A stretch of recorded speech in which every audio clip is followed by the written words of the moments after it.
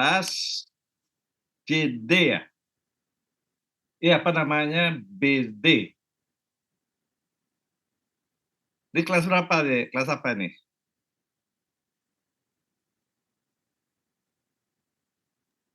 Kelas B, Prof. Kelas B. Kortinya ada kelas B? D. D ada kortinya. Untuk kelas D ada nggih, Dokter? Siapa? Untuk kelas D, saya Dabira nggih, Prof. Devira. Yang kelas C? Ini tak gabung ini, Dek.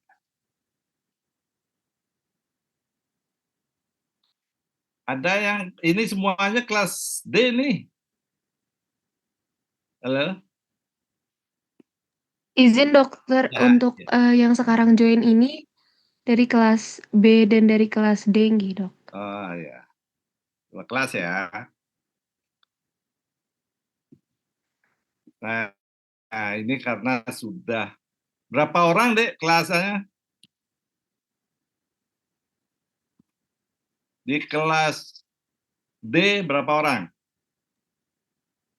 Untuk kelas D itu ada 49 nggih, Prof. 49. 49 berarti kalau 5 7.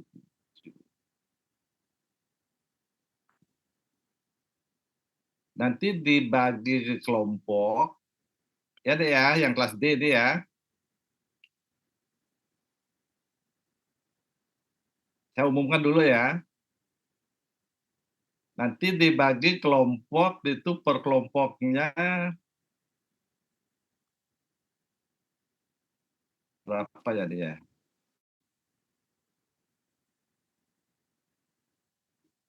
55. 55 nanti dibagi 55 itu dibagi 2. Dr. Rosen setengah, saya setengah begitu. Nanti Korti yang atur. Jadi ya, kalau 55 berarti kan ada nanti ada 10 kelompok begitu ya. Dengar ya? Siap, Prof. Nah, ada 10 kelompok. Berarti ada kurang 1, 4, lah, 4 orang, tidak apa-apa. Nah, yang 10 kelompok ini dibagi 2. 5 kelompok untuk saya, kuliah saya nanti, 5 kelompok untuk Dr. Wayan Nosen, Dr. Sukarno Yase ya. Ya deh ya, biar ada banyak buat paper. Ya. Baik, Prof. Nah, mudah-mudahan kelas apa namanya B juga dengar itu. Nah, kemudian minggu depan hari Senin ya. Iya, hari Senin. Tanggal 1 ya. Nah, nanti Anda tanggal 1 itu presentasi. Kalau bisa pagi deh, jam pagi dipakai. Jam kuliahnya berapa? Jam 8. Nah, kita mulai jam 8 untuk 2 kelas ini ya. Jadi ada 55 berarti ada 10 presentasi nanti. Kemudian untuk jam siang itu nanti Dr. Rosen yang ngasih ada juga 10 presentasi. Tapi kehadirannya tetap nanti adik-adik hadir semuanya, jangan yang presentasi aja hadir, gitu. Nanti di absen. Nah, kemudian nanti saya juga umumkan di WhatsApp di UASE, baik papernya Pak Wayan maupun paper saya. Nah, nanti PowerPoint-nya itu ya, PowerPoint sama tugasnya, nah itu nanti Anda upload nah mungkin nanti saya jelaskan itu ya, itu aja dulu. Jelas, Dek? Sebelum kita mulai, jelas ya? Jelas, Prof. Ya. Mungkin mohon maaf nih, Prof, Iya. beberapa banyak anak dari kelas B yang masih belum di ACC untuk join ke dalam Zoom-nya nggih. Prof. Udah saya sambil anu ini, Baik, terima kasih, Prof. sambil klik gitu. Nanti waktunya habis nanti soalnya nanti saya lanjut kuliah. Soalnya kemarin semua dosen ada ke Singaraja, itu makanya kemarin saya nggak bisa ngasih kuliah. Oke, saya share materi dulu.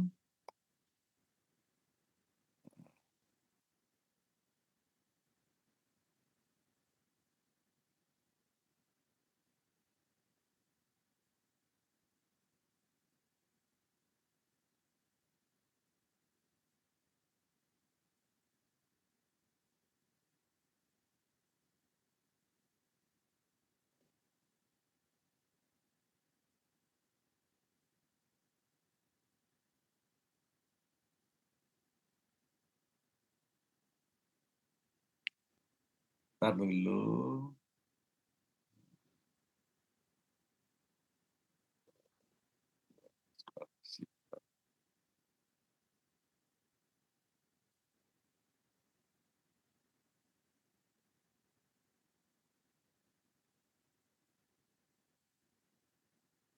Hilang ya, ntar dulu. Ntar.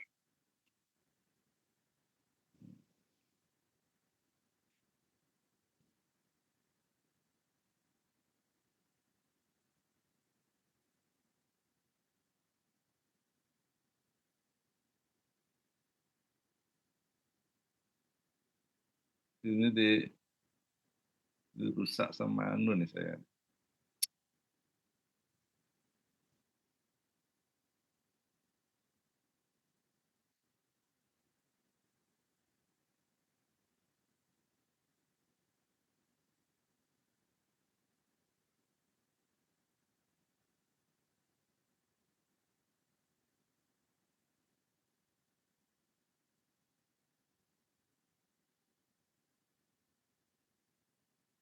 Aduh, kok gitu ya?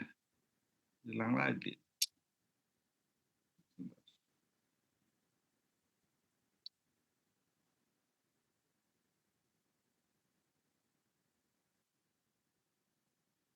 Ini kelihatan, Dek? Terlihat, Prof. Lihat, ya. Terlihat, Prof. Oke.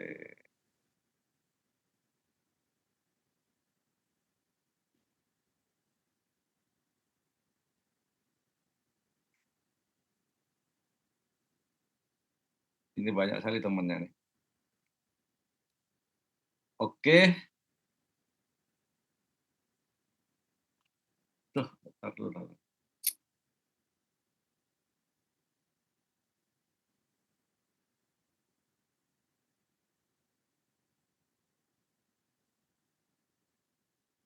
Oke, kita mulai ya. Ini temen ini jam berapa ini baru masuk ini? Ini mengganggu saya ini kalau anunya ini. Bentar, 10 menit saya sudah buka itu. Hmm.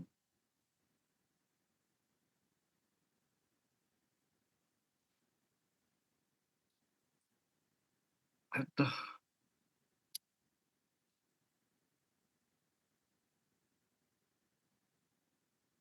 Oke, jadi kuliah saya adalah fertilisasi sampai apa namanya perkembangan embrio, kemudian implantasi dan pasentasi. Nah ini sebenarnya kita berikan ya, jadi saya berikan 2 kali karena ini sekarang masih jadi 4 kelas. Nah sehingga waktunya ya cukup sehingga kuliahnya itu diringkas ya. Silakan nanti Anda baca-baca lah buku reproduksi, saya kira banyak ya buku reproduksi, silakan Anda baca-baca nanti. Nah, nanti dalam proses perkuliahan kalau ada yang tidak jelas, nanti silakan ya. Nanti Anda bisa apa? Stop saya dalam perkuliahan, nah, sehingga nanti saya akan menjelaskan kembali. Nah, oke, kita awali dengan fertilisasi. Jelas suara saya deh ya? Jelas, Prof. Jelas, Nah, Prof. oke. Nah, fertilisasi itu adalah ya, jadi pengawinan atau penyatuan 2 gamet ya, Jadi 2 gamet itu 2 sel benih, ya. Jantan itu adalah sperma, betina itu adalah ovum atau sel telur. Nah, sehingga dia akan menyatu sehingga menjadi makhluk baru. Nah, itu yang disebut dengan fertilisasi, ya. Dan sebagai diketahui, ya, masing-masing gamet ini, ya, misal sperma, dia hanya mempunyai 23 kromosom, ya. Ingat itu, dia mempunyai 23 kromosom. Ini saya dirusak sama anu ini, yang masuk-masuk ini. Nah, kromosom, jadi ovum juga mempunyai 23 kromosom. Nah, sehingga nanti yang haploid, atau yang setengah, itu akan menjadi 46. Ya, jadi yang sel ovum 23, spermatozoa 23, nah sehingga dia nanti makhluk barunya dia mempunyai 46 kromosom itu yang normal gitu ya. Ini rusak ini. Nah, kemudian ya. Nah, mungkin Anda juga sudah ketahui ya. Jadi ada kromosom yang namanya XX yang betina, sedangkan yang jantan itu adalah XY. Nah, di sini kalau ingin sexing embrio, ya di sini nanti kita mau bermain di teknologinya. Apakah kita ingin akan membentuk embrio jantan atau embrio betina? Ya, kalau ingin membuat embrio betina, Anda harus membuat kromosom itu XX rekan-rekannya. Kalau ingin jantan berarti XY gitu ya. Nah, itu nanti di teknologi berikutnya nanti ya, ini sekedar diketahui. Nah, di sinilah kalau kita nanti akan melakukan sexing embrio. Nah, ini gambaran daripada ovum. Ini gambaran daripada ovum ya. Nah, ini ada nukleus ya, kemudian ini ada plasma membran yang paling dalam ini. Nah, ini ada corona radiata. Nah, corona radiata ini adalah apa namanya, lapisan sel granulosa. Ya, kalau Anda mungkin dapat dari Dr. Wayan, itu dia menjelaskan bagaimana lapisan-lapisan daripada sel telur. Nah, di mana sel telur itu dikelilingi oleh sel granulosa. Nah, inilah sel granulosa. Sehingga ini mencegah nanti sperma itu masuk begitu. Nah, lapisan terluar dari ovum, nah, dinding luar dari ovum ini adalah zona pellucida. Dan ingat apa namanya, sel granulosa ini bukan lapisan langsung dari ovum, dia merupakan sel granulosa dari folikel gitu ya. Nah, kemudian dia membentuk radier ya, mengelilingi ini seperti mahkota. Nah, ini yang disebut dengan zona pellucida. Nah, ini sedikit gambaran daripada ovum. Nah, ini adalah gambaran dari spermatozoa. Nah, ini adalah kaputnya, kromosom ini apa kaput apa akrosoma. Nah, di sini ada nukleusnya. Nah, di sinilah sumber energinya adalah mitokondria yang nanti akan produksi ATP. Nah, ini yang paling penting, kalau ini rusak nanti spermanya juga tidak bisa bergerak. Ya, nah ini membran, ini adalah ekor. Ya. Tapi nanti yang mengalah yang masuk ke ovum ini adalah hanya kepala saja. Nah, sehingga nukleus di sini dengan nukleus ini akan menjadi diploid begitu. Nah, kalau ini kan haploid ini ya, nukleusnya. Nah, di sini juga haploid begitu. 43 nanti kalau dia sudah menyatu baru dia akan menjadi apa namanya, diploid ya, 46 kromosom. Nah, apakah nanti dia XY atau XX? Nah, itu tergantung ya. Mana yang bertemu gitu ya. Oke, saya kira enggak sulit itu. Nah, ini ada beberapa istilah saya kira ini enggak sekedar diketahui. Jadi sigot itu ya, jadi sigot hasil penyatuan dua gamet tadi itu adalah sigot. Nah, kalau embrio itu adalah tahap perkembangan dari hewan, ya. Jadi begitu dia segot, nah, itu di antara nukleusnya bersatu, ya, sehingga menjadi zigot. Nah, zigot ini mulai dari satu sel ini menjadi 2 sel mengalami mitosis, 4 sel dan seterusnya. Nah, ini yang disebut embrio. Ya. Sedangkan pada hewan plasenta perkembangan embrio, ya, dia ada istilahnya eh, ada istilah preimplantasi. Ya, sering digunakan dengan istilah embrio tahap 2 sel. Jadi embrio sebelum mengalami implantasi. Nah, ini biasanya hewan-hewan yang mempunyai plasenta. Sehingga ada embrio 4 sel, ada 8 sel, sampai berulang dan sebagainya. Sampai nanti dia mengalami implantasi. Sehingga ada preimplantasi, ada embrio setelah implantasi. Tapi umumnya kalau begitu dia implantasi, biasanya sudah terjadi organogenesis. Nah, itu ada juga yang bilang itu adalah stadium fetus ya. Jadi embrionya itu dari dia membelah sampai dia menempel implantasi ya. Itu silakan nanti dibaca-baca, yang penting acuan Anda di mana. Saya kira sama saja itu.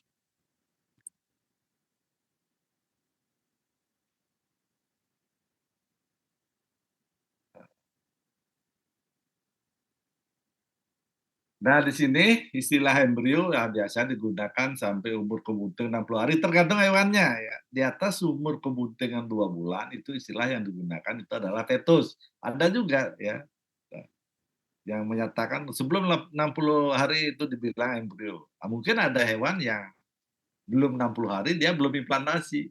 Tapi kalau pada tikus misalnya, nah itu kan lebih awal ya, karena buntingannya juga lebih pendek. Tergantung hewannya ya. Nah, kecuali kalau hewan non mamalia, ya dia tidak memiliki plasenta seperti unggas ya. Kalau unggas kan perkembangannya terjadi di dalam telur ya. Apa namanya? Seluruh perkembangannya terjadi di dalam telur, maka istilah embrio digunakan untuk seluruh tahapan perkembangan itu sampai dia menetas selama di dalam telur itu juga sudah dikatakan embrio sampai dia menetas. Karena dia bukan bersifat embrio. Keluar begitu ya. Kalau mamalia kan dia diokulasikan dulu, fertilisasi, masuk ke rahim atau uterus, baru dia mulai implantasi. Tapi kalau seperti unggas itu kan tidak. Dia memang langsung di dalam telur sampai dia yang menetas itu adalah sudah merupakan anak. Nah, kalau fetus perkembangan hewan mamalia setelah masa perkembangan embryo sampai dengan saat lahir. Maka saya katakan, begitu dia implantasi, begitu dia tidak pindah, organogenesis sudah selesai dibentuk, nah, sehingga prosesnya pematangan daripada organ tersebut, nah itu yang disebut dengan stadium fetus, gitu ya, perkembangan fetus. Oke, itu hanya beberapa istilah ya. Nah, ini kalau Anda tahu ini adalah apa namanya uterus. Nah, ini saya ambil primata ini ya. Kebetulan yang paling jelas saya dapat gambar itu di primata. Tapi sama, prosesnya sama gitu ya. Nah, coba mungkin ya kornuanya kalau di sapi itu lebih panjang begitu ya. Kalau di babi juga lebih panjang. Tergantung tipe daripada hewannya gitu ya. Apakah hewannya kalau seperti primata karena dia bukan politokus, nah biasanya pendek dia ya, kornuanya. Nah, kemudian fertilisasi, ingat ini fertilisasi ini terjadi di tuba fallopian. Ini adalah tuba fallopian ya, tuba fallopian di bagian ampula. Ini adalah ampula. Mungkin dulu di fisiologi ya, nah sudah dapat materinya. Ya. Artinya anatomi ini begitu ya. Nah, ini adalah ampula. Ini adalah ovarium. Ya. Nah, ovarium ini ada folikel yang berkembang. Nah, ini folikel yang berkembang, ini adalah folikel yang berkembang. Biasa pada seperti hewan monotokus, seperti sapi gitu ya, yang melahirkan 1 sampai 2 anak. Ini biasa folikel berkembang sampai matang itu 1 sampai 2. Nah, kemudian folikel ini akan mengopulasikan sel telur, ovum. Ini diopulasikan. Nah, ovulasi dia masuk sini, di ampula. Nah, selanjutnya sperma dimasukkan dari vagina, serviks, uterus.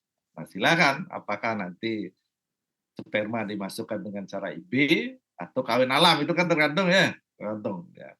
Nah, yang penting di sini adalah ketepatan dari ovum dan spermatozoa sampai di tuba. Kalau bisa bersamaan sampainya. Nah, kalau bersamaan itu conception rate atau angka keberuntungan akan tinggi. Nah, disinilah faktor daripada kegagalan IB. Ya, karena inseminator kan ilmunya tidak sampai di sini. Dia hanya mendapatkan instruksi mungkin dari apa namanya, ada seminar, ada ahli yang kalau birahi pagi, sore di B kan begitu. Tapi kalau Anda sebagai dokter hewan, Anda harus tahu ya, kapan diopulasikan, kapan dia sampai di sini. Demikian juga kalau sperma misalnya berapa jam dia kira sampai di sini. Itu ada hitungannya gitu ya. Nah, sehingga itu yang Anda harus kalau nanti Anda ingin meng-IB, ya itu harus dipastikan. Ya minimal tidak terlalu lama ovumnya menunggu atau spermanya yang menunggu. Kalau bisa ya bertepatan, itu akan hasilnya akan lebih baik. Nah, sehingga begini terjadi fertilisasi. Nah, dari fertilisasi ini setelah dia mulai pembelahan, dia akan masuk ke sini, ke uterus. Ya. Nah, kemudian menjadi embrio. Nah, inilah embrio yang nanti akan mengalami implantasi. Nah, itu prosesnya. Itu prosesnya. Nah, kemudian sekarang coba kita saya ulang lagi struktur dari ovum ya. Ini biar juga jelas, nanti di koas juga Anda akan dapat ini. Ya, Anda mengambil koleksi oosit ya. Itu memang ada materinya begitu. Anda harus sampai betul-betul bisa membuat daripada oosit ini, gambarannya demikian ya. Inilah gambarannya. Ya. Ini yang saya katakan adalah sel granulosa, itu merupakan dari sel folikel. Ya. Nah, corona radiata ini adalah dia berbentuk corona, sel folikel yang atau sel granulosa yang bentuk mahkota, gitu. Sehingga disebut corona radiata. Nah, sedangkan ovumnya sendiri itu yang paling luar lapisannya ini, yang kuning ini adalah zona pellucida. Ya. Nah, kemudian ada membrana petilin, ya.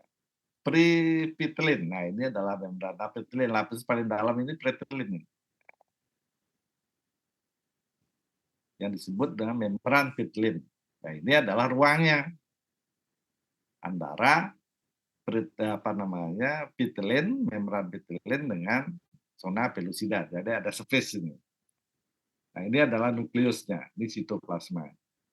Nah, inilah gambaran daripada apa namanya, ovum. Tapi kalau nanti mungkin Anda hanya bisa melihat ya, apakah sel granulosanya yang mengelilingi sel ovum itu masih utuh atau tidak. Ada yang misalnya setengah, ada yang gundul tampak. Nah, itu nanti Anda akan apa, akan koleksi itu ya, koleksi bisa langsung dari apa namanya, mencit atau bisa mengambil organ reproduksi di rumah potong, ambil tubanya ya kita plasing. Tapi biasanya itu di apa namanya, diambil melalui ovarium ya, ovarium yang ada folikelnya. Jadi misal kalau ovarium sapi ambil di rumah potong ada folikelnya. Nah, itu di apa, bisa ditoreh ya, bisa ditoreh ini atau difungsi.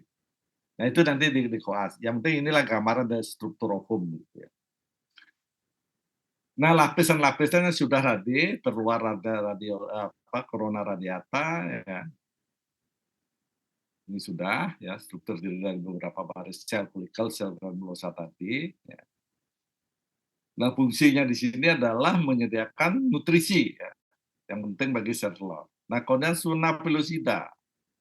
Nah, ini lapis terluar, ingat ya. Zona pellucida itu lapisan terluar dari ovum, dinding luar dari ovum. dinding luar ya. Kalau corona radiata, lapisan. Jadi ada lapisan sel yang mengelilingi sel telur. Nah, kalau zona pellucida itu adalah dindingnya daripada sel telur begitu ya. Jadi non seluler ya. Jadi dia bukan sel ya, bukan sel. Kalau itu kan sel tadi, sel granulosa. Dia dinding ini yang terletak antara corona radiata dan membrana plasmausit. Struktur glikoprotein. Nah, di sini pada zona pellucida yang terpenting ada zona pellucida 1, 2, 3 ini adalah reseptor. Nanti yang akan mengikat sperma gitu ya. Nah, yang terpenting di sini dari set V1, 2, yang terpenting adalah set V3. Nah, inilah nanti merupakan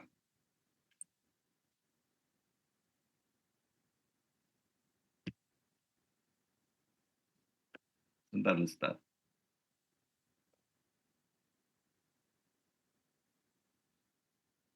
Nah, ini merupakan reseptor spesifik pada spermatozoa.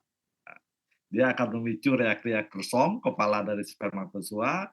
Nah, sehingga juga dia mencegah masuknya sperma itu lebih dari satu. Jadi begitu dia mengikat, ya, sperma, begitu kalau sperma itu masuk, nah ini akan dirusak. Ya, reseptor ini, nah sehingga sperma yang lain tidak masuk.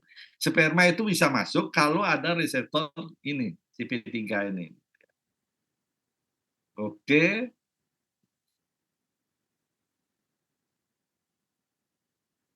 Ruang petilin atau peripetilian space, dari ruang yang ada di antara membran petilin dengan zona pellucida. Nah, ini ruang yang sempit ya, yang memisahkan zona pellucida dengan membran oosit. Nah, kemudian fungsinya ya, tempat di mana badan polar atau polar body hasil pembelahan meiosis pertama berada. Nanti ada, saya akan tunjukkan polar body yang begitu dia menyatu, dia membentuk suatu polar body. Inilah yang menandakan bahwa sudah terjadi pertemuan antara ovum dan sperma. Kalau membran martelin atau membran plasmanya, membran yang membungkus itu plasma sel telur. Yang lapisan yang paling dalam. Jadi strukturnya itu adalah lipid ya. Jadi lipid bilayer, lapisan lipid lemak dengan protein integral. Fungsi melakukan fungsi penyatuan langsung dengan membrana kepala spermatozoa dan mengatur transportasi ion nutrisi masuk keluar sel. Nah, inilah yang paling berperanan nanti. Dan ini pun nanti ada istilahnya petilin block nanti. Jadi begitu dia masuk ke petilin, nanti sperma lain sudah tidak bisa masuk. Oke. Kelima, aktivitas oosit yang berbentuk zigot masuk sperma menyebabkan lonjakan ion kalsium di dalam sel telur. Nah, sehingga akan memicu, nah ini begitu dia ada aktivitas oosit dan membentuk zigot ya, embrio. Nah, sehingga akan menyebabkan artinya ada lonjakan sirkulasi atau ion kalsium di dalam sel telur ovumnya. Nah, sehingga inilah yang memicu adanya meiosis 2, oosit mengeluarkan badan polar body di sini, kemudian dekondensasi nukleus, inti sperma itu menyatu gitu ya, jadi membengkak dia menjadi pronukleus, kemudian apimixis, kedua pronukleus menyatu, menggabungkan materi genetik, nah sehingga menjadilah diploid, menjadi 2N, menjadi 46 kromosom. Nah inilah prosesnya begitu ya. Jadi tahapan-tahapannya sampai dia membentuk diploid. Nah, setelah dia membentuk diploid, barulah nanti mengalami cleavage ya, atau pembelahan sel istilahnya. Jadi dari satu sel menjadi 2 sel, 4 sel, dan seterusnya. Nah, sedikit mekanismenya. Ya. Saya kira yang penting-penting saya katakan di sini. Ingat ya, jadi dalam proses ejakulasi, jadi sperma itu masuk ke saluran reproduksi, itu jutaan bahkan miliaran sperma yang masuk. Ya. yang diejakulasikan ke ke saluran betina. Bayangkan sekarang, hanya sekitar beberapa ratus yang mencapai tuba falopii. Adanya kontraksi rahim atau uterus dan gerakan silia pada tuba membantu transportasi. Nah, tapi yang diperlukan dalam proses fertilisasi itu hanya satu sperma. Ingat itu ya. Dari miliaran atau jutaan sperma yang masuk ke saluran reproduksi, kemudian ada ratusan, ada yang menyatakan juga hanya puluhan yang sampai ke tuba falopii. Nah, kemudian hanya satu sperma yang dibutuhkan untuk fertilisasi. Nah, coba Anda bayangkan itu. Dari 1 miliar, hanya satu sperma yang dibutuhkan untuk fertilisasi. Nah, di sini ya, muncullah teknologi IB. Bagaimana kita memanfaatkan pejantan unggul yang mempunyai sperma yang baik. Tentu kalau pejantan unggul sperma masih bagus. Nah, ini dimanfaatkan dibandingkan diejakulasikan 1 miliar yang itu hanya satu anak yang nanti dihasilkan, lebih baik ini dibagi-bagi. Ya. Sehingga bisa dipakai beberapa betina.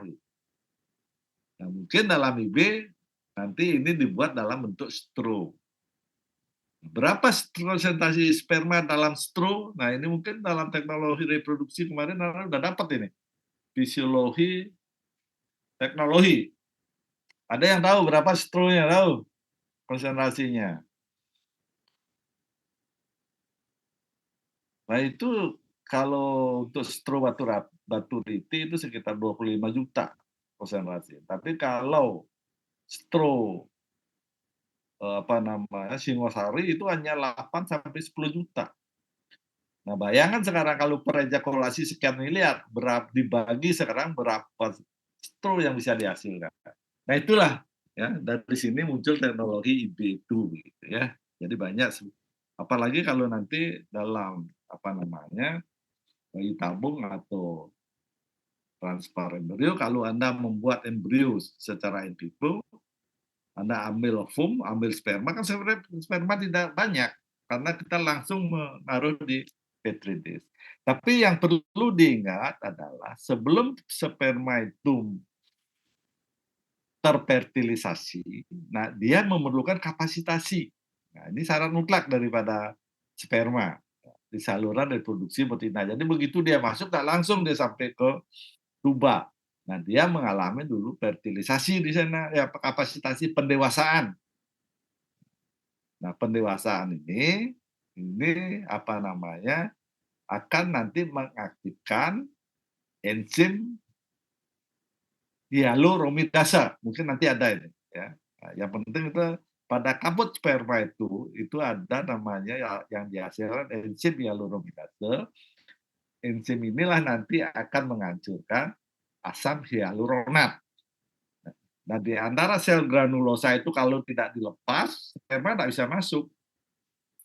Nah, sehingga diperlukan, karena yang menempelkan sel granulosa satu dengan yang satunya itu adalah asam hyaluronat.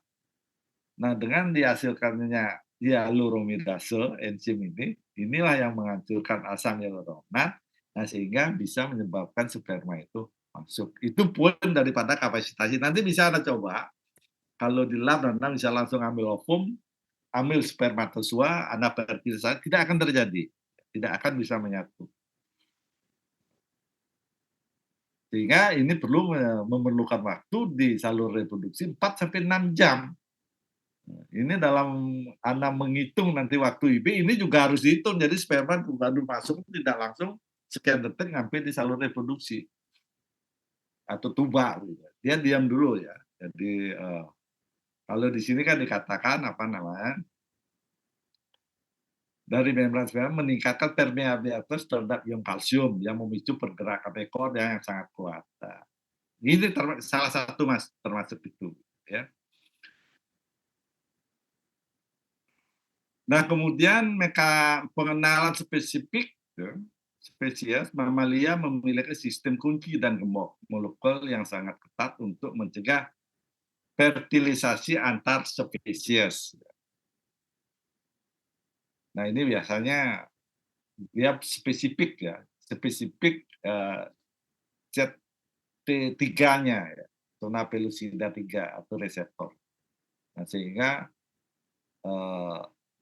karena masing-masing spesies itu ya sama dengan reaksi antigen antibodi.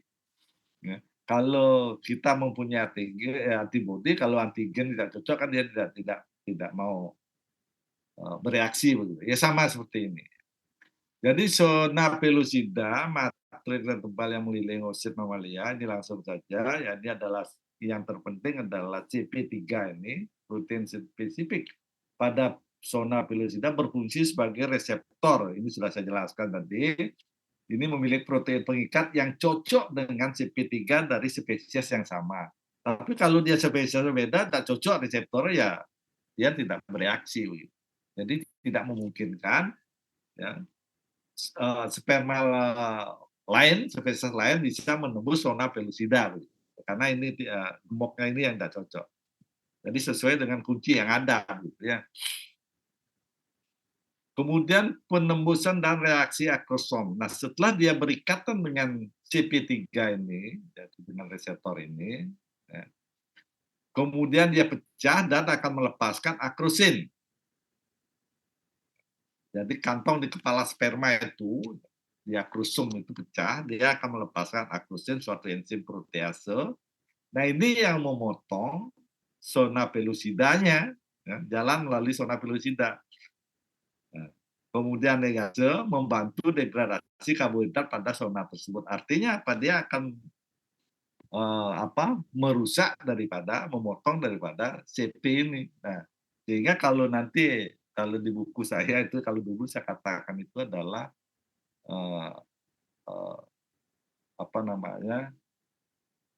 blok zona gitu ya. Jadi begitu dia ada blok zona, ditutup, begitu masuk spermatozoa ditutup.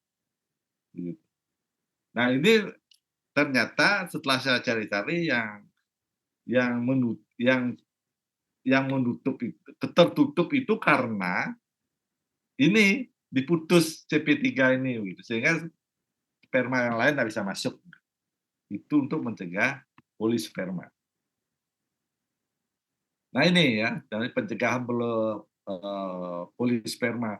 Mamalia sangat rentan terhadap polisperma. Masuk lebih dari satu sperma dapat menyebabkan kematian karena kelebihan kromosom. Tidak ada makhluk hidup yang mempunyai 3N ya, atau lebih. Itu biasanya hanya 46. Ya. Ingat ya, tidak mungkin ya. Biasanya kalau polispermi itu kalau lebih dari satu biasanya pernah terjadi perkembangan, cuma begitu dalam perjalanan dia mati. Perkembangan embrio, jadi belum implantasi, perkembangan embrio. Nah, kemudian reaksi kortikal, slow block. Begitu sperma menyentuh membran plasma oosit, ion kalsium dilepas secara bergelombang dan di dalam sel. Nah, ini berkaitan dengan ion. Kemudian ada granul kortikal, kantong kecil di bawah membran, telur mengeluarkan isinya ke ruang peripetalin di antara zona dan pitlin. Ya. Itu space daripada pitlin. Modifikasi zona. Nah, ini yang saya katakan dari tadi, dia memutus CP3-nya. Nah, sehingga dia menyebabkan pengerasan zona pellucida, sehingga sperma lain tidak bisa masuk. Nah, ini yang diputus. Ya, ini yang dirusak ini. Jalur ini. Nah, sehingga tidak ada sperma lagi yang bisa mengikat di sini.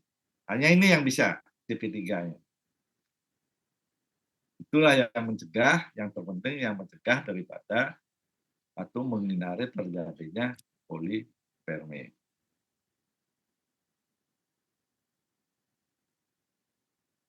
Nah, ini saya kira ini jam berapa orang-orang anak ini masuk? Ini saya tidak mungkin nama lagi ya, yang baru-baru masuk ini. Fertility bukan sekedar penyatuan materi genetik, tapi juga membangunkan sel telur yang tertidur. Maksudnya apa? Dia menstimulasi Jadi penyelesaian yang malah mitosis 1, 2, nah itu mungkin sudah dapat di mana ya, fisiologi tidak perlu saya jelaskan ini. Peningkatan sintesis protein untuk persiapan pembelahan sel. Nah, singami, peleburan pronukleus, nah ini yang nanti membentuk suatu embrio baru ya. Oke, ini masih banyak soal ini. Nah, inilah fertilisasi ya, spermatozoa. Nah, ini ada. Nah, ini yang saya katakan sel granulosa. Nah, di antara ini ada asam hyaluronat. Nah, inilah yang saya katakan tadi perlu kapasitasi daripada spermatozoa, nah sehingga di bagian kaput kepalanya ini nanti menghasilkan enzim hyaluronidase.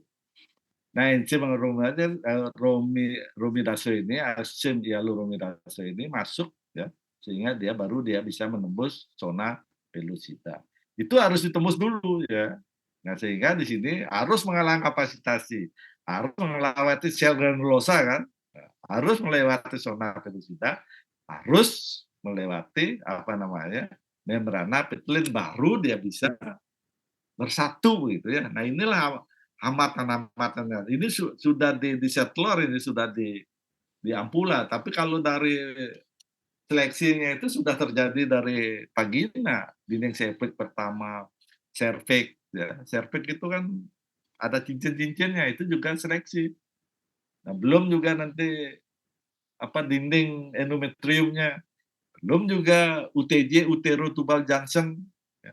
Jadi sambungan antara uterus dan tuba. Nah, itu seleksinya ketat sekali sehingga bermiliar-miliar hanya 10 sampai 100 ribu yang 100 ekor yang bisa masuk ke tuba gitu ya. Seleksinya ketat. Nah, di tuba ini seleksinya ini. Tuh ya. Nah, ini saya kira sama. Ini yang saya katakan tadi polar body ya. Polar body. Nah, ini histoplasmanya. Ini saya kira sama dengan cerita yang tadi ya. Proses masuknya. Oke. Nah, ini yang katakan akrosom yang mengandung enzim hyaluronidase ya. Nah, di sini nukleusnya yang mengandung kromosom. Oke. Ini saya kira ada di materi saya ini, jadi bisa dilihat. Oke, sekarang perkembangan embrio.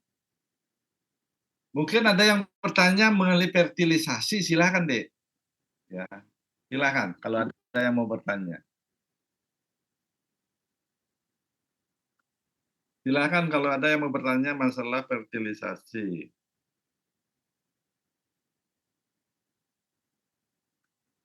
Oke, kalau tidak ada, saya lanjutkan ya. Adik-adik masih ngikut kuliah apa enggak nih? Makasih, Prof. Masih ya. Masih, Prof. Ini risikonya nanti Anda ketahuan pada saat koas. Nah, ini saya sering ini ya. Yang dulu waktu COVID saya apa namanya? Ternyata apa yang saya berikan, kemudian saya tanya di koas diskusi.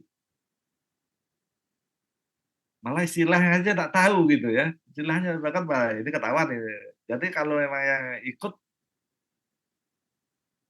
dia enak begitu. Kalau ya ketahuan di sana bagi yang betul-betul tidak. Kalau bisa saja kan. Kalau saya sih terserah Anda mau ikut mau tidak, yang penting mengerti. Kalau saya begitu begitu saya. Saya tidak memerlukan, kalau absensi itu administrasi yang memang memerlukan. Ya, ya kalau saya sih Anda hadir, nanti yang penting Anda ujian bisa ya, tidak hadir tidak apa-apa gitu ya. Oke. Nah, kemudian ini tahap pembelahan ini.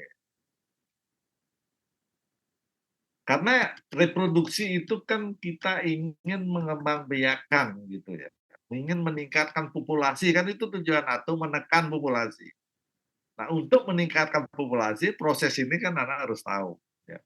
Bagaimana nanti Anda bisa melakukan support ovulasi, mengambil ovum yang banyak, sebanyak-banyaknya dari bibit unggul, kemudian Anda fertilisasi. Kalau fertilisasi Anda tidak tahu kan tidak bisa begitu ya. Oke. Nah, ini setelah sekarang yang bersatu sel telur itu ada dengan sel spermatozoa, nah dia membentuk sigot. Zigot ya. Nah, zigot ini kemudian membelah mitosis ya. Mitosis menjadi 2 sel, menjadi 4 sel dan seterusnya, sama seperti pembelahan sel. Nah, ciri khas pembelahan ini pada mamalia adalah hipoblastik ya. Jadi sel itu membelah menjadi bagian-bagian yang sama besar. Walaupun ya tidak sama persis begitu ya, tapi ukurannya biasa selalu terlihat sama gitu ya, plastik. Rotasional pembelahan sel pertama terjadi secara vertikal, namun sel-sel berikut membelah dengan sudut yang berbeda. Nah, nanti di gambar itu. Nah, tanpa pertumbuhan ukuran, sel-sel hasil pembelahan disebut blastotmir. Nah, ingat ya, jadi zigot dia membelah menjadi 2 sel. Sel pembelahannya ini yang disebut dengan blastomir. Ya. Ukuran semakin mengecil karena volume total embrio tetap sama, ya, dibatasi oleh zona pellucida. Jadi dia tetap selalu ada dalam zona pellucida. Nanti begitu dia akan mengalami implantasi, menempel, baru zonanya pecah. Nanti ada gambarnya. Nah, ini bisa dilihat ini ya. Ini menunjukkan sel telur yang belum dibuah ini. Nah, ini lihat ya, plasmanya. Nah, ini kalau dia sudah begini, lihat di mikroskop, menyatu dia. Nah, ini sudah termasuk zigot, sel telur yang sudah dibuah. Nah, kemudian dia membelah ini menjadi 2. Nah, 2. Nah, ini yang dikatakan ini adalah blastomir. Ya, ingat ya. Nah, ini 2 blastomir. Nah, ukurannya hampir sama gitu ya, walaupun ini lebih besar dikit gitu ya, hampir sama. Nah, kemudian ini adalah terus mengolah menjadi 4 sel. Kemudian menjadi 8 sel, 8 kemudian menjadi 16 sel.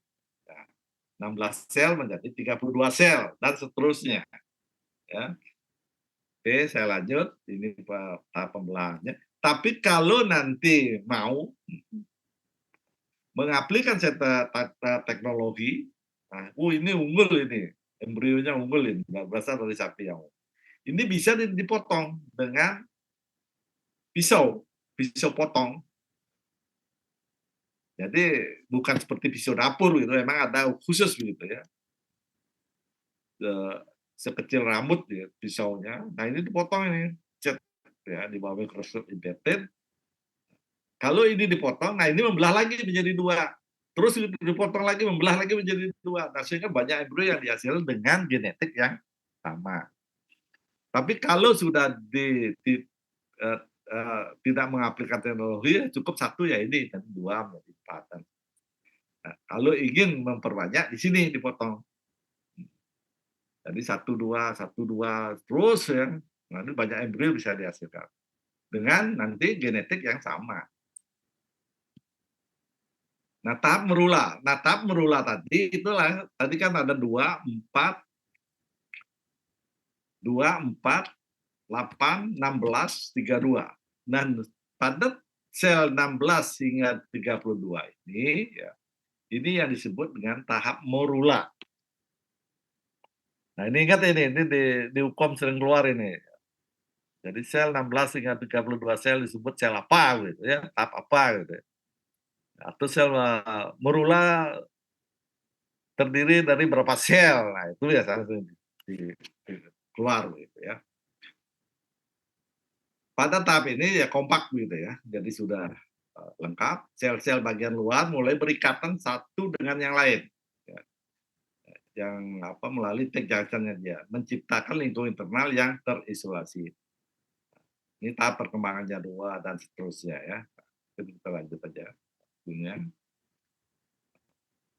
Kemudian habis ketiga, pembentukan blastokista. Kista itu sudah ada cairannya. Di antara blastomir itu, jadi ada cairannya. Atau disebut dengan blastulasium. Dan sekitar hari keempat, tergantung hewannya, ya, setelah fertilisasi, cairan mulai masuk ke dalam morula di antara blastomir tadi, sehingga dia ada suatu rongga yang disebut dengan blastosol. Jadi sudah ada rongga berisi cairan, itu yang disebut dengan blastosol. Embrio ini disebut dengan blastokista. Jadi kista itu kan kis itu kan ada cairan, ya. Nah, pada tahap ini terjadi diferensiasi pertama. Nanti ada gambarnya. Ya. Apa yang terjadi setelah terjadi mitosis itu? Ya. Kemudian akan terbentuk trofoblast, lapisan bagian luar yang nantinya akan membentuk plasenta dan selaput janin. Dari hasil embrio tadi loh ini ya, dari blastokitanya. Sedangkan ada yang kedua, massa sel yang dalam yang disebut dengan inner cell mass atau ICM, kumpulan sel di satu kutub atau sudut yang akan berkembang menjadi tubuh janin atau embrio itu sendiri. Nah, sel-sel inilah yang disebut dengan bersifat pluripoten atau puncak atau stem cell. Kalau ingin buat stem cell di sini biasanya sel embrio dia. Nah, sekarang ini gambarnya. Lalu Kak. Nah, ini gambarnya. Ini blastosol. Ya. Nah, ini yang saya katakan tadi, yang bagian luar sel ini yang disebut dengan trofoblast. Trofoblast ini adalah plasenta janin, ya, yang nanti akan bertaut ke endometrium induknya menjadi plasentoma. Tapi, nah ini yang kedua, yang di bagian kutubnya, sudutnya, ini ada gumpulan sel. Ini yang disebut dengan inner cell mass. Inilah nantinya yang akan membentuk embrio menjadi makhluk baru. Proses ini masih berada di dalam zona pellucida, lapisan terluar dari ovum. Dia belum pecah ini. Nah, ini zona pellucida. Nah, ini gambaran setelah dia membelah tadi, ya, kemudian ada cairannya yang disebut blastokita, ya. Kemudian sehingga ada dua bentukan sel, satu sel trofoblast, yang kedua adalah inner cell. Nah, kalau nanti sampai kedua ada dua kutub ini, ada dua kelumpukan sel mungkin yang terbentuk, inilah yang asal usul daripada kembar siam. Jadi satu ovum, satu spermatozoa dibuat, dalam pembelahannya, dalam proses perkembangan embrio, dia membentuk dua intercell mass. Nah, ini yang disebut dengan kembar siam. Nah, sehingga kembar siam itu mempunyai sifat-sifat yang sama. Biasanya organ dalam yang dipakai satu berdua, kan begitu kembar siam.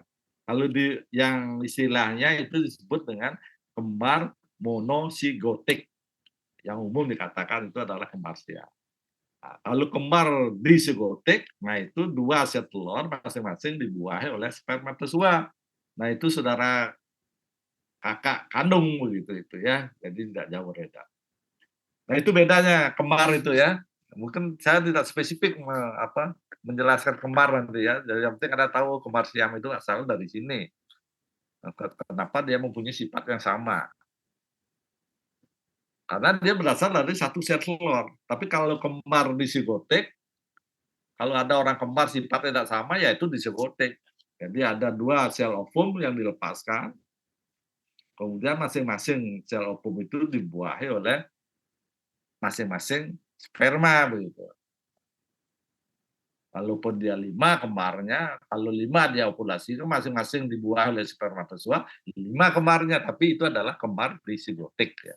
Bukan kembar monosigotik atau kembar siam. Lalu kembar siam dari sinilah asal usul. Biar dia tahu aja. Nah, ini zigot. Nah, ini saya kira sama gambarnya tadi. Ini zigot, ini blastomir ini ya. Nah, ini merulanya. Ini bisa dilihat di bawah mikroskop deh ya, mikroskop independen bisa dilihat dan kalau Anda di koas mudah-mudahan nanti. Tapi mikroskop sekarang banyak yang rusak, tidak tahu saya. Nah, ini sudah tadi ya, fertilisasi, patsel, dan seterusnya. Nah, ini masih dalam zona pellucida. Nah, stadium morula sudah tadi ya, cairan terlihat terkumpul di antara sel morula, nah, ini yang disebut dengan blastosol. Nah, kemudian tubuh embrio terbagi dua seperti tadi ya. Sel tubuh membentuk lapisan tipis di bagian permukaan. Bagian luar trophoblas ya. Ini fungsinya ini sebagai plasenta, dia menyerap nutrisi yang berfungsi bagi embrio. Dari sinilah nutrisi itu diserap melalui trophoblas ya. Nah, kalau di apa namanya sumber makanan embrio sebelum implantasi itu adalah dari cairan uterus. Nah, cairan uterus atau yang disebut dengan susu uterus ini diserap melalui trophoblas sampai ke embrio inner cell mass-nya. Bagian dalam inner cell mass ya, makhluk baru yang sampai lahir. Nah, trophoblas sudah tadi fungsinya. Ini yang saya katakan tadi ya, cairan uterus ya, yang menunjang ke embrio. Nah, ini yang di apa namanya sebelum implantasi masih di dalam zona pellucida embrionya, sumber makanannya itu adalah dari cairan uterus. Ini diambil dari diserap melalui trophoblas. Nah, cairan uterus ini disebut dengan susu uterus atau isotrop. Itu ya. Nah, ini gambar secara umum ya, zigot, lepik, saya kira sudah ini blastosa. Oke, saya kira ini tidak perlu. Tapi sekedar diketahui saja prosesnya beginilah ya. 8 sel ini bisa dilihat berapa sel yang di bawah mikroskop itu bisa dilihat. Tapi kalau dia sudah masuk ke apa namanya ke blastula ya kita hanya melihat seperti bentukan bola api saja begitu, bundar-bundar begitu. Oke, nah ini ya kalau dia sudah lepas dari zona pellucida, ini adalah trophoblas ya. Nah, dia ini adalah epitel endometrium. Terus, nah kemudian trophoblas ini akan menyatu dengan epitel endometrium. Nah, ini yang nanti akan menjadi plasenta. Ya. Nah, nanti kalau ini sudah bersatu, baru sumber makanan itu berasal dari induk. Ya, apapun yang dimakan ibunya itu yang dimakan anaknya, ya melalui plasenta ini yang terbentuk ini, ya. Itu yang disebut dengan implantasi. Jadi sebelum dia menempel ke sini, dia masih ada di dalam lapisan zona pellucida. Nah, tapi begitu dia lepas, trophoblas menyambung dengan endometrium menjadi satu, nah, sehingga nutrisi tetap berjalan. Gitu. Nah, kalau dia pecah sebelum menempel, ya nanti sumber makanan dari mana? Jadi berarti embrionya mati. Nah, saya kira jelas ini ya. Saya kira jelas ini ya. Hanya ada dua sel yang terpenting di sini adalah trophoblas dan inner cell mass. Nah, kalau ini ya, blastosol, rongga yang berisi cairan. Oke, nah ini biar menjelaskan lagi. Nah ini inner cell mass-nya. Ini zona pellucida mengalami degenerasi, ya, pecah. Nah, nanti di blastosol, trophoblas. Nah, ini nanti kalau ini sudah pecah, sobek, nanti trophoblas ini akan menyatu seperti ini, ya. Oke.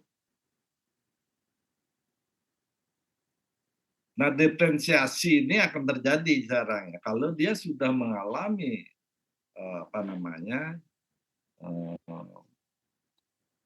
implantasi, nah ini proses perkembangan embrio masih berlanjut, perkembangan organ dan lain sebagainya. Itu selalu karena sumber itu berasal dari inner cell mass. Ya. Sehingga nanti ada bagian, ada ectoderm, ya, ada ini dari saraf, ya, dari ectoderm itu berasal dari saraf, ini blastosol. Nah ini mungkin di sini mungkin biar lebih cepat. Ya. Nah ini lebih cepat ini. Ya, ini ada ectoderm, ada mesoderm, ada endoderm. Dari sinilah asal usul daripada perkembangan daripada sel tubuhnya.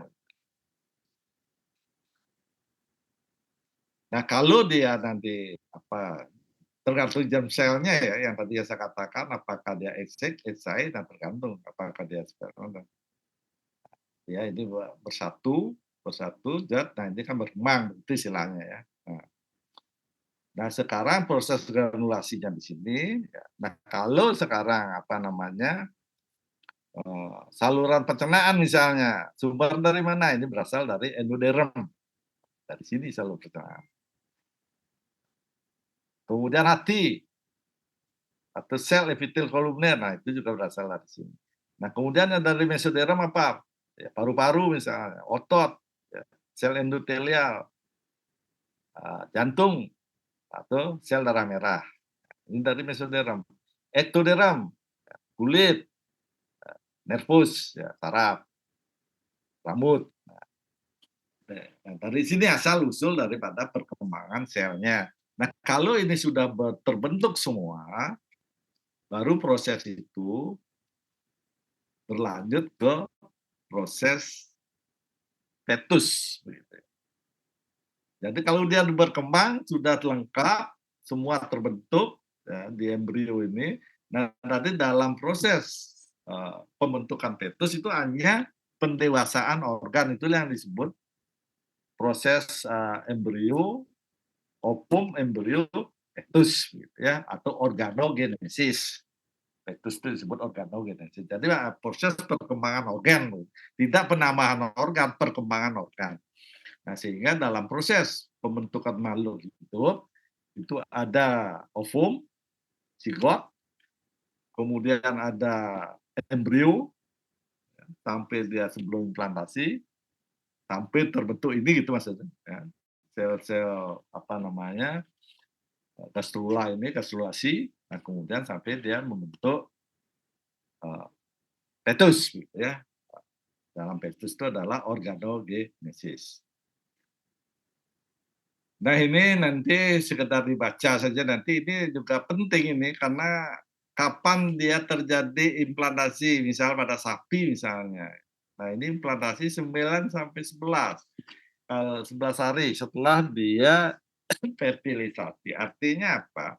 Kalau sudah kalau anak ingin melakukan atau mengambil placing embrio, mengambil embrio untuk ditransfer, itu harus dilakukan sebelum dia etching atau implantasi. Berarti Anda harus mengambil koleksi embrio itu 7 sampai 8 hari setelah fertilisasi. Itu contohnya ya. Tapi kalau Anda nanti ambil ya, di 9 sampai 11 hari, nah ini embrio itu sudah menempel, tidak mungkin bisa diambil. Dan dia sudah apa namanya, zona pelusidanya sudah tidak ada lagi. Kalau ingin mentransfer embrio, transferlah di sini 7 sampai 8 jam. Kalau pada sapi, kalau pada kuda 6 hari. Nah, beda-beda ini ya. Macam-macam 6 jam. Jam enggak jam, ya hari, 6 hari, beda-beda. Nanti silakan nanti ini tidak usah kita jelaskan ya. Karena baca sendiri nanti. Tapi ini ya adik harus minimal harus tahu lah kapan embrio itu sampai di apa namanya di uterus begitu ya. Itu harus tahu. Kapan dia terjadi fertilisasi apa implantasi. Nah, ini harus tahu. Mulai implantasi kapan terjadi. Oke, tapi implantasi tadi kan sudah. Nah, ini pada sapi ya, satu contoh saja. Sapi, kuda, apalagi. Sama kebuntingannya. Sekarang lanjut ke implantasi. Lanjut ke implantasi. Nah, mengenai embrio ada deh, silakan deh. Ngomong sendiri ini biar ada diskusi ya lah kalau ada. Tidak ada, saya lanjut. Ya, Dek. Halo? Bisa dilanjut, Prof. Lanjut, Prof. Ya, masih dengar ya suara saya ya? Masih terdengar, Prof. Ya, masih terdengar. Ya. Jadi implantasi, nanti bisa ditanya nanti pada saat diskusi deh ya, minggu depan. Kalau memang ngerti, karena ini kuliahnya. Mungkin kalau kemarin saya kuliah offline agak enak gitu. Kalau online kan saya nggak ketemu ada wajahnya Anda gitu ya. Mengerti apa tidak biasanya kalau kalau kurang jelas saya segambar di whiteboard itu kan enak. Ya, oke. Memang sekarang kan ini kita disarankan online, ada yang mungkin ada yang di Jawa ini, ada Dek? Ada yang di Jawa apa? Ada ya. Ada, Prof. Ya oke, jadi selamat Hari Raya ya, lupa saya. Ya oke, enggak apa-apa ya. Jadi, nah, sambil hari raya kita kuliah sedikit. Implantasi adalah istilah yang digunakan untuk menggambarkan ya pertautan embrio yang sedang berkembang ke endometrium kemudian diikuti dengan terbentuknya plasenta. Yang tadi ya, nah, plasenta. Nanti ingat itu ya, trofoblast itu adalah yang apa namanya merupakan plasenta anak, ya, lapisan luar dari ovum, dari embrio, kemudian bertaut dengan epitel. Kalau di sapi itu adalah ada karunkula, tonjol pada uterus itu dia menyatu ya dengan trofoblast sehingga menjadi plasenta. Pada sapi disebut dengan plasentoma. Ya, nah, itu adalah satu cara nanti untuk menentukan bunting atau tidaknya sapi begitu. Kalau ada rektal, nah salah satu bisa ditentukan nanti ada plasentomanya apa enggak. Banyak itu. Jadi kalau pada sapi sampai 110 itu. Jadi jendol-jendolan itu banyak. Makin buntingnya makin tua, makin besar dia. Gitu. Selain nanti arteri uterina media itu nanti Pak Tri nanti yang menjelaskan itu. Jadi plasenta itu organ fisiologis, ya, pertukaran oksigen, karbohidrat, nutrisi antara embrio atau janin dan induk. Yang bertindak sebagai penghalang selektif dan sebagai organ endokrin. Jadi plasenta ini juga menghasilkan hormon. Jadi bukan dia hanya sebagai transportasi sumber makanan dari induk ke anak, dia juga menghasilkan endokrin. Jadi menghasilkan salah satunya adalah progesteron, estron kalau pada sapi. Yang terutama adalah progesteron. Karena nanti hormon progesteron ini sangat penting untuk meniadakan kontraksi daripada saluran reproduksi atau istilah umumnya itu adalah memelihara kebuntingan. Jadi selain corpus luteum yang menghasilkan, plasenta juga menghasilkan. Kalau ini plasenta sudah terbentuk. Nah, klasifikasi plasenta berdasarkan bentuk jumlah membran janin yang terkonstruksi pada struktur atau lapisan histologi yang ada. Nah, ini ada gambarnya, tapi saya tak, ini kalau histologisnya banyak sekali nih, ya. Nanti mungkin di slide saya sudah ada di PowerPoint saya. Nah, saat ini mengalami pembelahan embrio bergerak sepanjang tuba, uterus, dan masuk ke rahim. Embrio yang sedang berkembang tersuspensi dalam cairan tuba, diangkut kombinasi kerja aksi silia otot kontraksi dan membutuhkan waktu hingga 3 hari untuk mencapai rahim pada sebagian. Nah, ini penjelasan tadi ini ya. Dia terfertilisasi di ambula.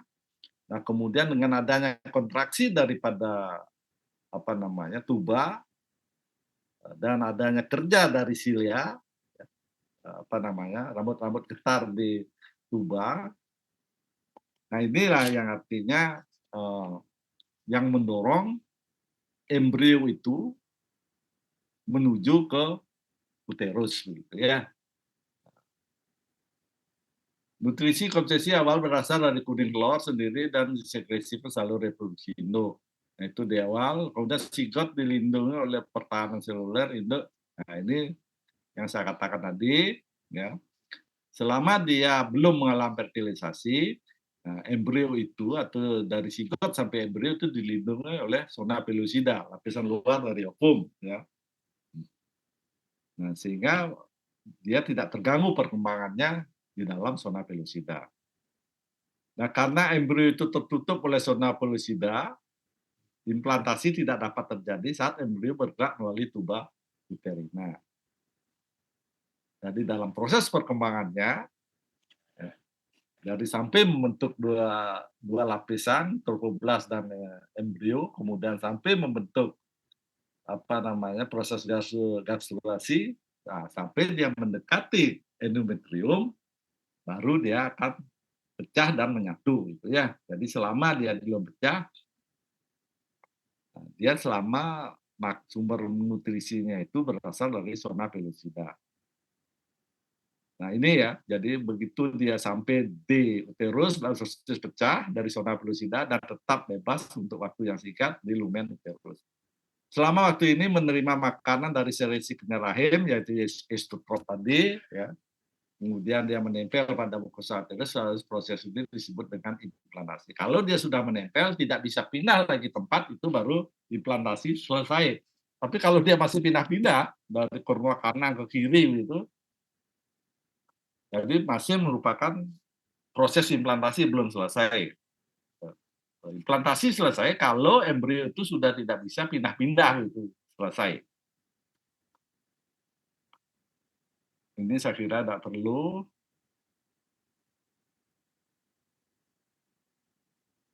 Nah ini seperti penempelan adhesi tergantung pada spesiesnya. Ini beda-beda. Ini kalau misalnya, nah ini saya carikan sekarang.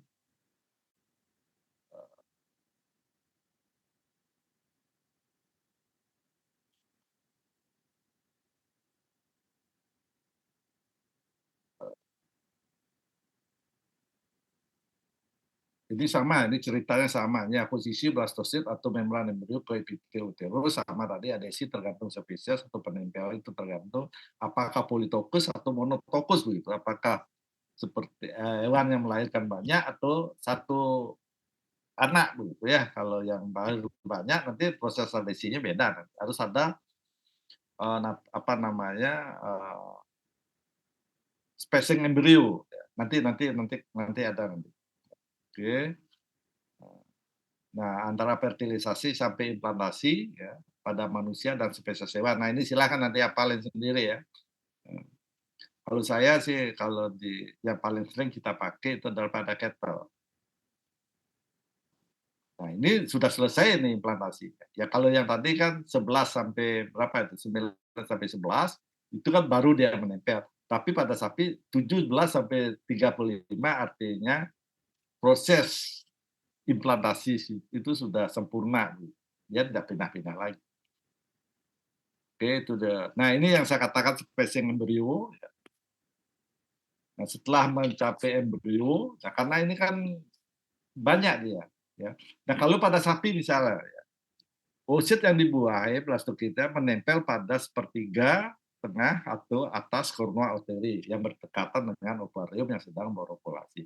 Jadi selalu kalau dia terjadi fertilisasinya, misalnya ovumnya itu dilepaskan atau diopulasikan oleh ovarium kiri, dia selalu nanti kemungkinan akan terjadi di kornea kiri, itu yang disebut dengan ipsilateral. Karena di sana nanti akan tumbuh corpus luteum yang menghasilkan progesteron yang memelihara kebuntingan. Jarang menemukan, jadi saya juga tidak pernah menemukan misalnya ovum yang diopulasikan atau CL yang terbentuk pada corpus luteum yang terbentuk pada ovarium kanan, fetusnya ada di kornea kiri, itu jarang tuh. Ya, kalau dia embrionya ada di kiri, corpus luteumnya ada di kanan, nah itu yang disebut dengan kontralateral. Nah kalau ipsilateral itu adalah satu bidang begitu ya, ya kiri gitu, ya. Nah kalau doma, nah, ini bisa juga terjadi kontralateral, di mana dia ditanam karena doma itu biasanya lebih dari satu bisa. Jadi setiap uterus diisi. Tapi tidak tidak juga menyebabkan aborsi. Jadi progesteron yang dihasilkan di kontralateral oleh corpus luteum di kontralateral cukup untuk memelihara kebuntingan. Nah, ini jarang pada sapi ya. Nah, ketika terjadi kemar dari ovulasi yang berasal dari satu ovarium, kedua embrio biasanya berkembang di korma yang sama, ini sapi ini. Walaupun kembar, dia selalu dalam satu korma. Nah, pada kuda dari ultrasonografi telah menunjukkan bahwa terlepas dari ovarium, mana yang berovulasi, blastokisa bermigrasi antara kepala kiri, kanan, hari ke-11 hingga ke-17. Setelah waktu ini, mobilisasi berhenti di blastoklia, berimplantasi di kepala kiri atau kanan dekat dengan korpus itu. Nah, kalau kuda bisa di kanan, bisa di kiri. Terutama ini yang isi lateral itu yang ditemukan itu adalah pada sapi. Nah, pada hewan politokus ya, nah ini anaknya kan banyak, nah mungkin dia apa nama saling tumpuk begitu ya, overlap ya. Nah, ini biasanya ada istilahnya spacing embrio atau mekanisme kontraksi uterus. Begitu dia menempel blastokitanya atau embrionya, kemudian akan terjadi spacing embrio atau kontraksi uterus. Dengan kontraksi ini akan terjadi penyebaran apa embrio secara merata. Nah, nanti begitu dia menyebar secara merata, kemudian tidak pindah lagi, nah itu baru implantasi selesai. Nah, ini sudah secara fisiologis diatur. Nanti kalau Anda tanya kenapa kok bisa begitu, nah ini saya juga tidak bisa menjawab. Ya, sudah diatur sedemikian rupa. Ya, kalau tidak diatur seperti misalnya pada babi yang politokus, berarti nanti kan embrionya overlap, tumpang tindih nanti. Nah, sehingga begitu dia menempel, ada kontraksi, dengan kontraksi ini akan terjadi penyebaran daripada embrio sehingga menyebabkan merata. Gitu. Nah, kontrol endokrin ya, yang paling penting di sini yang dibutuhkan ya, itu adalah tingginya kadar estrogen yang diproduksi vasofolikuler. Nah, ini ke fisiologis ini. Ingat ya, folikel adalah menghasilkan hormon estrogen. Ini fungsinya untuk estrus. Ya. Selain estrus, kemudian kopulasi, juga dia menyebabkan proliferasi dari sel endometrium. Itu kerja dari estrogen. Nah, begitu dia ovulasi, folikel ini berkembang menjadi corpus luteum. Nah, corpus luteum ini menghasilkan progesteron. Ingat itu ya, yang dulu. Nah, progesteron ini ya, yang diproduksi selama fase luteal oleh corpus luteum, dia membuat endometrium itu reseptif atau peka terhadap blastokita. Jadi hormon itu saling membantu, tidak ada bekerja sendiri. Nah, pada semua mamalia, progesteron ini, ya, hormon progesteron ini sangat penting untuk pembentukan dan pemeliharaan kebunting. Ingat ya, pemeliharaan kebuntingan itu adalah meniadakan kontraksi uterus. Ingat itu, bukan memelihara kebunting seperti baby sister gitu ya. Jadi dia meniadakan kontraksi dengan tidak adanya kontraksi sehingga fetusnya itu tenang untuk berkembang gitu ya. Nah, untuk pemeliharaan kebunting pada mamalia domestik, fungsi corpus luteum siklis ya, yang bersiklus berkelanjut merupakan prasyarat dan ini dicapai melalui produksi anti-luteolisis. Nah, luteolisis itu apa? Itu adalah hormon yang menyebabkan regresi CL. Nah, ini yang diproduksi anti-luteolisis ya, untuk menghambat sekresi prostaglandin atau luteolitik uterus. Nah, kalau prostaglandin diamat, berarti kan tidak meregresi CL. Ingat itu prostaglandin itu adalah preparat hormon atau hormon yang meregresi CL. Kalau CL regresi, berarti progesteronnya turun, berarti dia aborsi. Nah, sehingga dihasilkanlah anti-luteolisis. Nah, dalam ini adalah PGE2, ini udah saya buat ini, PGE2, prostaglandin E2. Nah, prostaglandin E2 yang diproduksi inilah yang berfungsi untuk menghambat kerja daripada PGF2 alpha. Nah, sehingga CL itu tidak regresi, dia tetap memproduksi progesteron. Nah, itu yang terpenting. Nah, ini Jadi prinsip dasarnya adalah memperpanjang siklus corpus luteum dengan menghambat atau mengurangi sekresi daripada PGE2. Dalam ini sebagai antibiotisisnya adalah PGE2. Ingat, E2. Antinya adalah E2.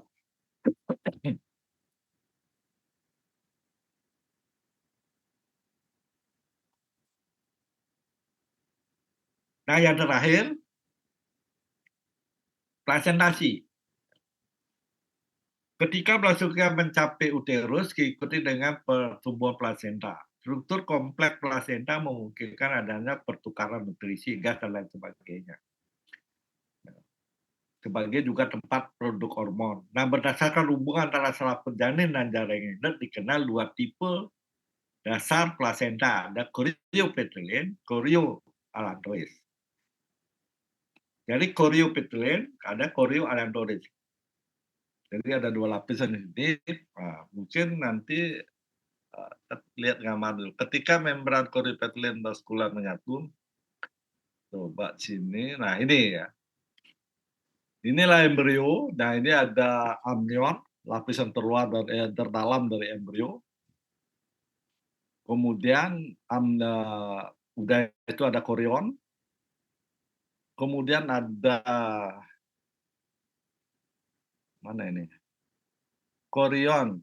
Nah, ini amnion paling dalam ini. Nah, ada allantois. Nah, biasanya yang paling berbahaya dalam proses kelahiran adalah pecahnya amnion, lapisan terluar, ya, di lapis terdalam daripada embrio. Nah, istilah mungkin kalau di manusia itu adalah pecah ketuban. Nah, ini yang berbahaya. Kalau ini sampai pecah berarti akan terjadi anoreksia, kekurangan O2 daripada fetus. Gitu ya. Nah, kemudian ada lapisan korion. Nah, kemudian ada ini rongga allantois. Ya. Rongga allantois, ya. Allantois itu adalah lapisan setelah amnion. Nah, sehingga ini adalah chorioallantois. Chorioallantois ini adalah lapisan korion dengan allantois. Ya. Kalau ini adalah choriopetalin allantois. Petalin itu adalah yang paling dalam ya. Oke, coba saya. Nah ini dari berdasarkan bentuk distribusi tempat pelekatan korion ya. Nah ini kalau babi bisa lihat di sini ya. Jadi prosesnya, perkembangannya. Ini kalau di primata. Jadi beda-beda. Yang paling spesifik adalah ini pada sapi. Nah, ini kotiledon ini ya. Nah, ini kotiledon ini banyak ini. Kotiledon ini ya. Ini adalah apa namanya bersatunya korion ya apa tropoblas dengan kotiledon daripada fetus ini disebut dengan plasentoma. Nah ini nanti kalau ini tidak keluar nanti ini banyak ini ratusan ini. Ini salah satu nanti untuk diagnosa kebuntingan. Makin tua buntingnya makin besar ini. Yang disebut dengan plasentoma. Pertemuan kotiledon dengan tropoblas tadi. Itu nanti Pak Tri nanti ya. Ini sekedar gambaran saja. Oh, gini lah pada hewan tuh begini. Ya.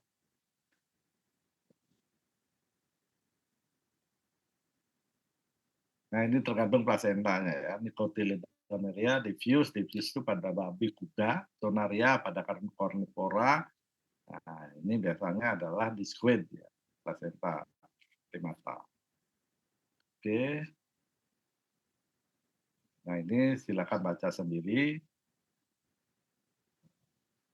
Nah, ini sudah diceritakan tadi. Nah, ini tidak perlu saya lagi. Nah, ini tinggal adik baca nanti. Nah, ingat apa yang saya katakan tadi, implantasi terjadi bila embrio telah bertaut dengan embrio dan tempatnya tidak berubah lagi. Itu yang disebut dengan selesainya implantasi ya. Ini sama dengan tadi ya. Nah, misalnya di sini misalnya pergeseran atau pembagian tempat uterus. Nah, ya pada hewan politokus yang disebut dengan tadi adalah kontraksi uterus atau spacing embrio. Nah, ini tinggal nanti baca-baca lagi ya. Sifat implantasi. Nah, ini saya kira tinggal baca ya. Ya, embrio terbenam ada di tergantung hewannya ini ya, tergantung hewannya. Misalnya hewan pengerat demikian ya, tergantung hewannya. Oke, ada babi, silakan nanti baca. Nah, ini mungkin yang spesifik, ntar dulu.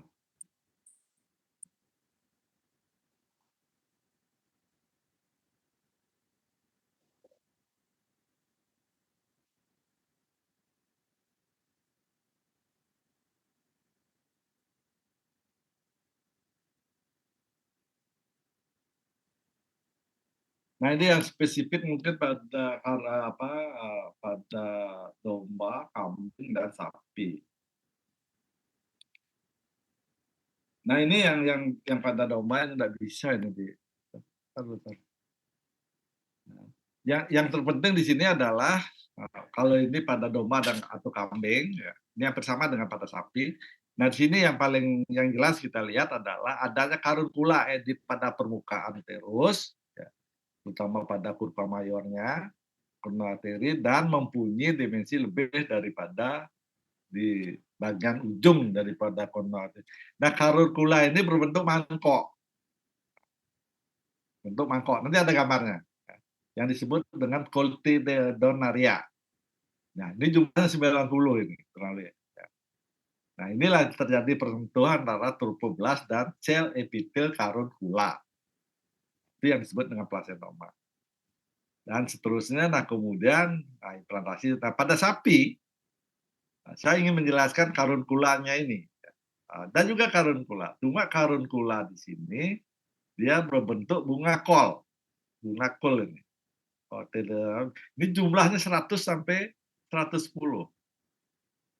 Jadi sama ya. Jadi sama apa namanya? Merupakan tonjolan begitu ya. Cuma di sini berbentuk mangkok, di sini berbentuk bunga kol ya. Nah, bedanya dengan di sini domba, kambing dengan sapi ya. Kalau domba dan kambing bersama, sapi ya. Nah, di sini sering terjadi kalau kembar ya, sering terjadi anastomosa.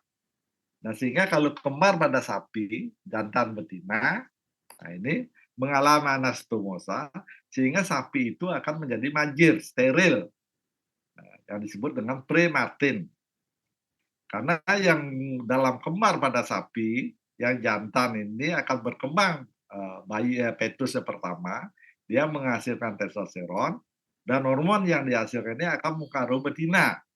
Nah, sehingga klitorisnya menjadi besar, uterusnya menjadi kecil karena pengaruh hormon testosteron sehingga menjadi prematin steril. Nah, jangan nanti Anda memprogram kembar jantan betina kalau untuk hewan potong nggak jadi masalah, ya. Tapi kalau untuk hewan produktif nanti seperti sapi perah Anda memprogram kembar, nah kemudian yang sapi perah dihasilkan betina, nanti betinanya majir, nanti Anda malah dimarahin sama peternaknya begitu ya. Nah, ini 100% ini sudah menyebabkan prematin. Nah, ini berbentuk nah ini sekarang gambarnya. Nah, ini gambarnya. Nah, ini mangkok. Nah, bentuk mangkok ini ya, perempuan. Nah, ini berbentuk bunga kol. Nah, kalau terjadi retensi plasenta, nah ini yang Anda lupa satu persatu ini kan kotiledon ini. Apa namanya? Trofoblast. Yang dari fetus ini. Nah, kalau dia selaput ini tidak lepas, fetus sudah keluar, nah ini Anda harus lepas satu-satu ini. Banyaknya berapa? 100 sampai 110. Nah, itu siapa yang mau nanti menjelaskan dalam proses apa namanya kasus retensi plasenta. Ya. Sekarang Anda tahu ini yang namanya karunkula begitu ya. Oh ya ini namanya plasentoma begitu. Jadi Anda tahu. Ini ya karunkula ini. Nah, ini kotiledon dengan karbonkulat. Nah, ini yang disebut dengan plasentoma. Nah, ini plasentoma ini yang bisa dilihat nanti di. Nah, oke. Sama, ini banyak ini ya, plasentoma bisa lihat. Ini membran slip nanti di Pak Tri ini ya. Membran slip itu adalah untuk mendiagnosa kebuntingan awal. Bisa menggunakan membran slip. Bisa Anda tanya gimana membran slip itu, Dok? Bisa Anda tanya. Ini sama, yang amnion, nah ini pada sapi juga. Di kotiledonnya. Oke. Pada kuda silakan Anda baca sendiri, presentasi. Nah, cuma ini amnion yang tadi yang merupakan selubung fetus bagian paling dalam, alatoris terdapat di antara amnion. Nah, kemudian korion bagian keluar. Nah, itu gambar yang saya jelaskan tadi. Ya. Kemudian, nah fungsinya yang penting ya menghindari atau mengurangi getaran luar, ya, sehingga embrio itu lebih aman, gitu ya. Nah, dan juga sebagai tempat penampungan zat buangan dari embrio melalui uretra. Jadi selalu ditampung melalui amnion dulu. Nah, kerangka lantois mempunyai lebih encer. Ini memungkinkan bagi fetus mengikuti perubahan posisi dari induk. Biasanya ini lantois ini pecah pada saluran serviks. Kalau ini pecah setelah dia lewat saluran reproduksi, gitu ya. Fungsi tempat pembuangan urin juga dari rakus saluran urin yang menghubungkan kantong urin dan kantong lantois melalui tali pusat. Kantong urin telur terhenti tumbuh setelah kantong amnion dan lantois terbentuk. Nah, ini adalah proses daripada perkembangan embrio tadi, ya. Lalu sudah dia terbentuk kantong amnion maupun lantois, ya sel telur itu mengalami rudimenter, tidak berkembang lagi. Nah, plasenta sebagai transfer gas atau udara, gas, glukosa, asam amino. Transfer radium. Yang paling penting ini adalah transfer bahan-bahan toksik. Nah, sehingga Anda harus hati-hati nanti memberikan obat-obat yang bersifat toksik, termasuk antibiotik, ya, itu diberikan pada ya, bunting, dia bisa lewat plasenta, gitu ya. Apalagi nanti yang induk yang terinfeksi, ini akan bahaya sekali pada anaknya karena ini bisa masuk ke anak, begitu ya. Nah, sehingga ini perlu diperhatikan, begitu ya, sehingga tidak membahayakan bagi perkembangan fetusnya. Nah, kemudian hormon. Nah, di sini yang tadi sudah progesteron. Nah, ini ada juga PMSG pada kuda, ACG pada primata, ya. Nah, kenapa itu dihasilkan? Nah, silakan dicari sendiri nanti ya. Nanti mungkin di koas saya jelaskan ini. Kalau Anda belum juga bisa ya. Ini ingat ini, PMSG peregangan marserum gonadotrofin, ya, itu kandungannya saat aktif yang paling banyak itu adalah FSH, follicle stimulation hormone. Jadi pada hewan yang bunting, plasenta kuda itu menghasilkan PMSG, berarti kemungkinan nanti hewan yang bunting muda pada kuda itu akan menunjukkan gejala estrus. Ya, jangan kaget. Ya. Nah, kenapa? Karena memang pada kuda memerlukan Cl lagi yang disebut dengan corpus luteum accessoris. Nah, mudah-mudahan ada yang beli buku saya, di sana ada itu penjelasan dari PMSG, ACG, gitu ya. Kemudian memacu pertumbuhan dan maturasi fetus, kemudian membantu kelahiran. Ya banyak ya fungsi daripada hormon. Membantu kelahiran misalnya seperti oksitosin, ya, relaksin, prostaglandin, estrogen, jadi banyak proses nanti dalam mekanisme kelahiran itu akan jelas hormon apa yang berperanan di sana. Nanti Pak Tri nanti sana. Nah, itu yang bisa saya berikan. Silakan kalau ada yang mau bertanya, silakan apapun yang mau ditanyakan, silakan. Ada, silakan. Kalau tidak ada ya saya akhiran. Nah, kemudian yang minggu depan, tanggal 1 deh ya, bisa nggak yang jam 8? Jam 8 apa jam 9 itu kan presentasi. Itu presentasi berarti di kelas D itu ada 5, ada di kelas bentar dulu. Oh, enggak, yang kelas AC besok presentasinya. Yang adik-adiknya ada berarti nanti ada 10, berarti ada 5. Silakan Korti yang ngatur, yang mana ke Dr. Rosen, ke Sukarno Yase, yang mana ke saya, gitu ya. Nah, kemudian setelah presentasi, Anda perbaiki, kemudian upload, nanti saya akan buatkan di Oase. Yang di-upload PowerPoint dan tugasnya itu, papernya. Ya, minimal ya Anda tunjang lah jurnal, 2 jurnal yang terbaru ya, 5 tahun terakhir, kan banyak jurnalnya. Nah, kemudian yang mengupload itu bukan kelompok ya, yang mengupload itu masing-masing. Kalau kelompoknya ada 5, ke-5 itu mengupload, walaupun sama. Nanti kalau Anda tidak mengupload, tidak akan ada nilainya. Jadi biar gampang saya melihat, oh orang ini sudah upload begitu ya. Biar nanti seperti kemarin, ketua kelompoknya aja yang upload. Jadi semua mengupload, walaupun isinya sama. Nah, nanti itu mungkin saya akan jelas pada saat presentasi. Silakan, ada yang mau ditanyakan lagi? Iya, silakan.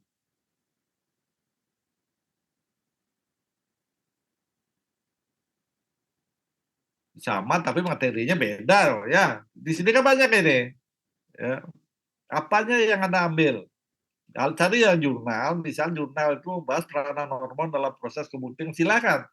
Oh, peranan progesteron dalam proses kemudian, gitu misalnya. Bisa, jangan materi kuliahnya dianu deh, dari jurnalnya. Nah, ada misalnya proses fertilisasi pada apa? Anda baca jurnalnya itu. Anda kan cari poin-poinnya di sini begitu. Jangan plak materi kuliahnya dia ya deh ya. Kan ada proses perkembangan embryo kan banyak itu. Pada apa? Silakan. Kalau misal pada proses perkembangan implantasi misalnya pada hewan politokus, pada hewan monotokus, silakan. Kan banyak materi, ada judul-judul itu. Jelas tak? Eh?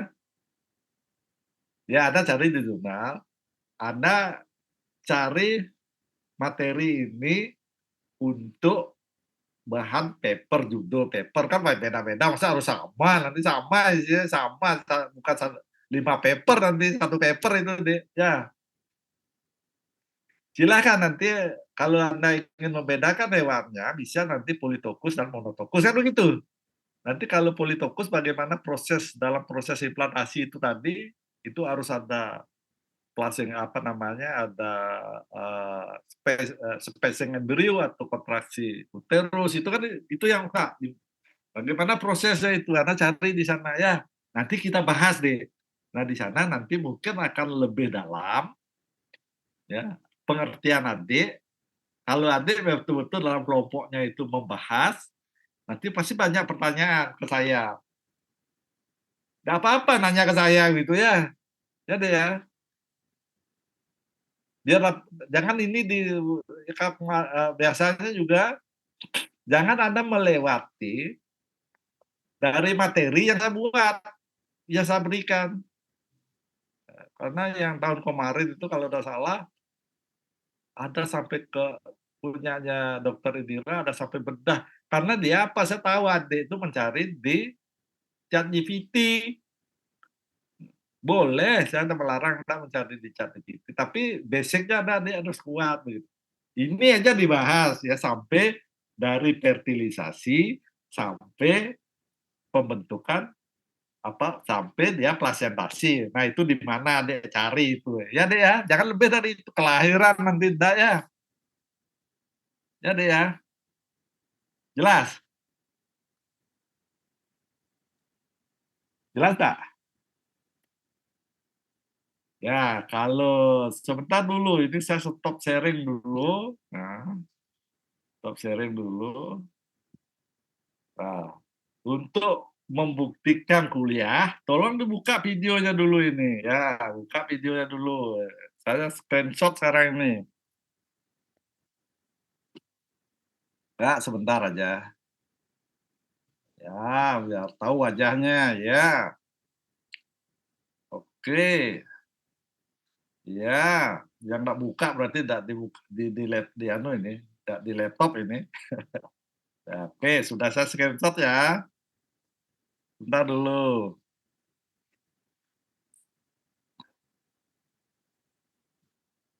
Ya, oke, sudah. Kita ketemu minggu depan jam 8 gimana, Dek? Bisa? Sekarang ditentukan ini, jam 9 apa jam 8? Ya, jam 8? Ya, jam 8 ya. Ini ada yang baru masuk lagi, Cahyani, Sinta, ini baru masuk ya.